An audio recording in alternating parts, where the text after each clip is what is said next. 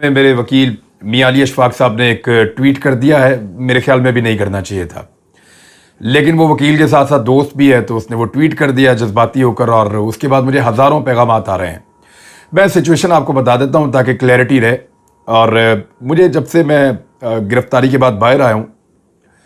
تو مجھے تھوڑا سا میڈیکل کمپلیکیشنز تھیں اور کچھ پرابلمز تھیں۔ میں نے ان کو جو ہے وہ بڑھتے ہوئے محسوس کیا تو پھر میں ڈاکٹر کے پاس گیا، اور ہمارے جو ڈاکٹر ہیں انہوں نے دوسرے ڈاکٹرز کو بلا کر بھی انہوں نے کنسلٹ کیا، سینئر ڈاکٹر بیٹھے، انہوں نے دیکھا اور انہوں نے محسوس کیا کہ کچھ ڈیفرنٹ ہے اور کچھ الگ ہے۔ میری باڈی جو رسپونڈ کر رہی ہے، جو پرابلم ہے ان کے اندر، ان کو لگا کہ یہ نارمل نہیں ہے، اور انہوں نے کچھ ایسے خدشات کا اظہار کیا گزشتہ دنوں میرے کھانے پینے کے حوالے سے، یا انہیں لگا کہ میں نے گزشتہ چند دنوں میں ایسی چیزیں کھائی یا پی ہیں جو مجھے استعمال نہیں کرنی چاہیے تھیں۔